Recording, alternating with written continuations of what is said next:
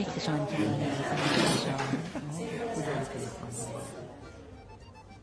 تمام شد. واو اینه استادمون. استاد حضور غیاب نمی کنید؟ من کسی رو اجبار نمی کنم واسه شرکت تو کلاس. وای چقدر خوبه. استاد واسه این درس کدوم کتابو باید تهیه کنیم؟ چیزایی که من میگم تو هیچ کتابی نیست. مگه میشه؟ داریم. چه هیکلی داره. اولین بار رفته بودم کافه، تو منو اسپرسو دیدم، فکر کردم چیزه قطار. خیلی باحال بود.